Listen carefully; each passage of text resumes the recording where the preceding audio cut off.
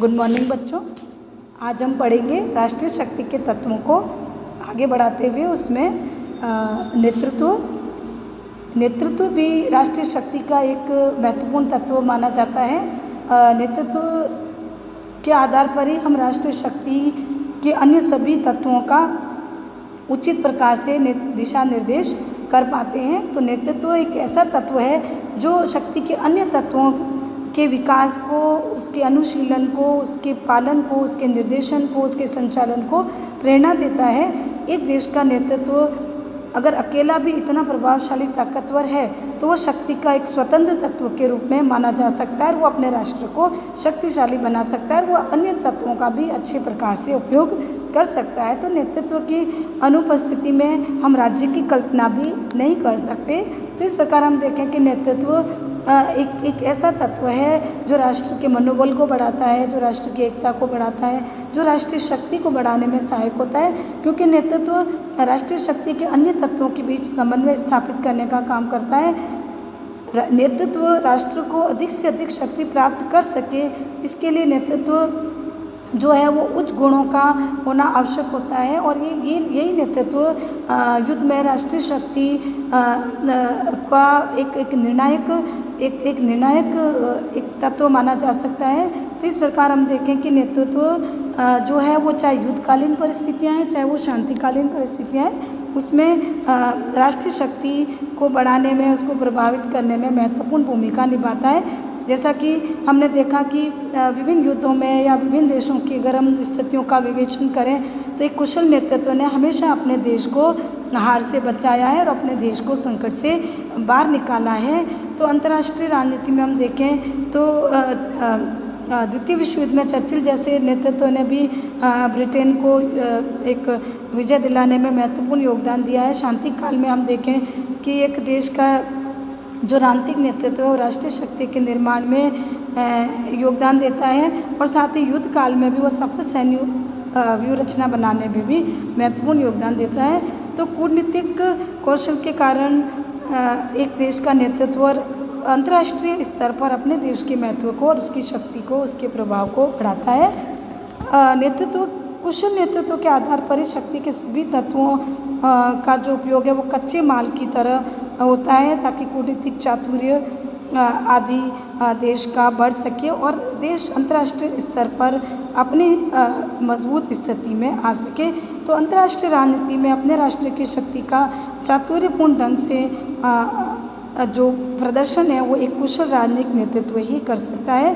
तो इस प्रकार एक श्रेष्ठ, एक चतुर जो नेतृत्व है वह एक देश की शक्ति को, ताकत को बढ़ाता है। तो नेतृत्व वह शक्तिशाली तत्व होता है जो एक देश की राष्ट्रीय शक्ति को बढ़ाता है और उसके उद्देश्यों को प्राप्त करने में योगदान देता है।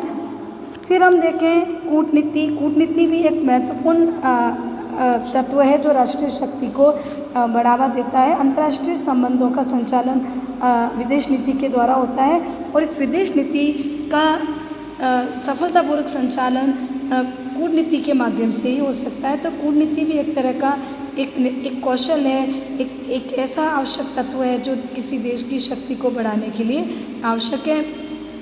तो यदि हम मनोबल को राष्ट्रीय शक्ति की आत्मा कहते हैं तो कूटनीति उस राष्ट्रीय शक्ति का मस्तिष्क है और यदि कूटनीति का दृष्टिकोण दूषित है, उसके निर्णय गलत है, उसका निर्णय कमज़ोर है, तो तमाम भौगोलिक लाभ होने के बावजूद खाद्य पदार्थ, प्राकृतिक संसाधनों से, औद्योगिक क्षमता से भरपूर, सैनिक क्षमता से भरपूर होने के बावजूद भी एक राष्ट्र अपने आप को कभी आगे नहीं बढ़ा पाएगा।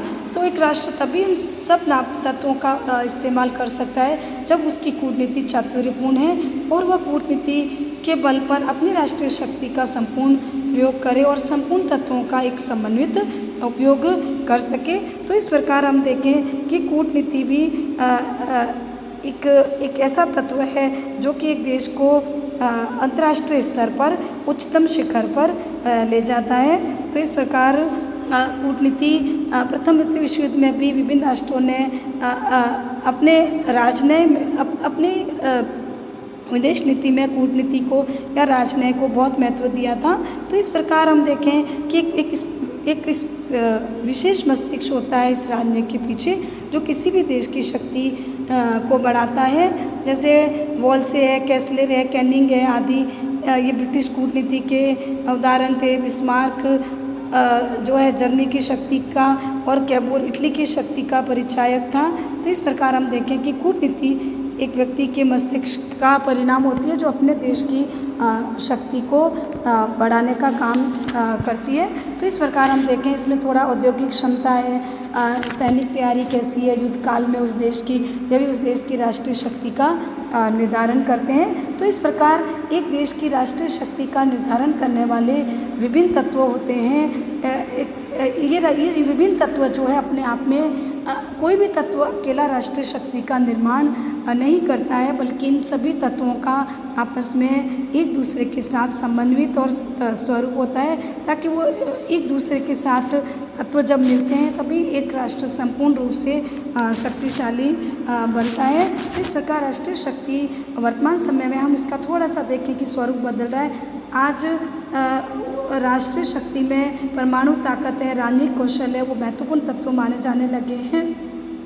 विचारधारा का तत्व थोड़ा गौण पड़ गया है। तो इस प्रकार हम देखें शीत युद्ध का एक टाइम था जब अमेरिका और सोवियत संघ विश्व की महाशक्तियाँ हुआ करती थी, लेकिन जब 1990 में सोवियत संघ का विघटन हो गया तो उस समय ऐसा लगा कि दुनिया एक ध्रुवीय विश्व की ओर जा रही, जिसमें अमेरिका एकमात्र महाशक्ति था। लेकिन आज हम देखें कि भूमंडलीकरण, उदारीकरण और नई सूचना तकनीक के युग में आज राष्ट्रीय शक्ति में निरंतर बदलाव आ रहे हैं।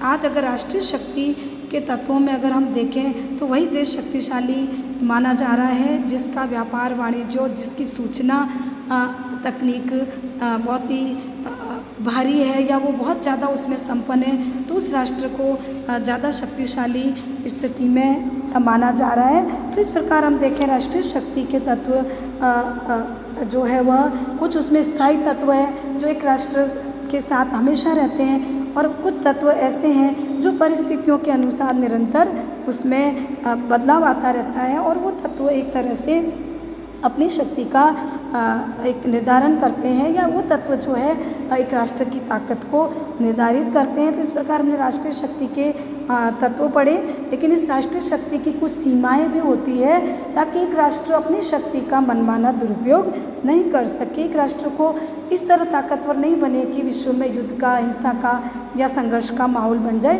तो राष्ट्रीय शक्ति की कुछ सीमाएं भी होती है जो एक राष्ट्र को अपनी सीमाओं में रखती है, जिसमें हम देखें कि शक्ति संतुलन की अवधारणा है, सामूहिक सुरक्षा की अवधारणा है, जो विश्व में एक देश की शक्ति को थोड़ा सीमित रखने का काम करती है, ताकि विश्व में किसी प्रकार का कोई युद्ध की घटना घटित नहीं हो। तो इस प्रकार हम इसको आगे के उस अध्याय में पढ़ेंगे, शक्ति संतुलन की अवधारणा क्या है। शक्ति संतुलन भी राष्ट्रीय शक्ति से ही जुड़ा हुआ एक तत्व है, जो एक तरह से राष्ट्रीय शक्ति की एक सीमा के रूप में काम करता है। तो इस प्रकार हमने बच्चों राष्ट्रीय शक्ति को पढ़ा है।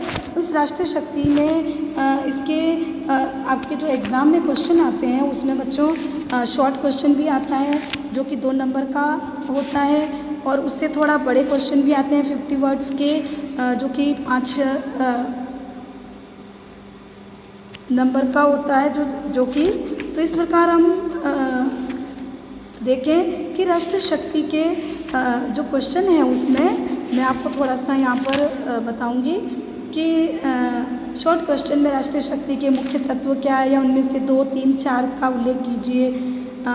राष्ट्रीय शक्ति में भूगोल जो तत्व है उसमें क्या क्या आता है, हम या भूगोल में हम क्या पढ़ते हैं, या फिर ये भी क्वेश्चन आता है राष्ट्रीय शक्ति का क्या अभिप्राय है, या फिर राष्ट्रीय शक्ति की मुख्य परिभाषाएं दीजिए।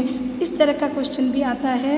राष्ट्रीय शक्ति के रूप में जो तत्व है उनका अलग अलग भी विश्लेषण आता है। जैसे हमने बहुत डिटेल में राष्ट्रीय शक्ति के विभिन्न तत्व पढ़े, तो उसमें जनसंख्या, तकनीकी या भूगोल तीनों को पूछ सकते हैं, या फिर उसमें आगे नेतृत्व, राष्ट्रीय चरित्र या कूटनीति को भी अलग से पूछ सकते हैं। तो इस प्रकार किसी एक तत्व को भी पर्टिकुलर पूछ सकते हैं, जिसमें 20 वर्ड्स में भी है, 100 वर्ड्स का भी है, और आगे लॉन्ग क्वेश्चन भी है। तो इस प्रकार आपके एग्ज़ाम में क्वेश्चन आता है, तो हमें उस प्रकार उसको पूरी तरह से हमें तैयार करना पड़ता है। तो इस प्रकार आगे हम इसको और अच्छे से डिटेल में पढ़ेंगे। धन्यवाद।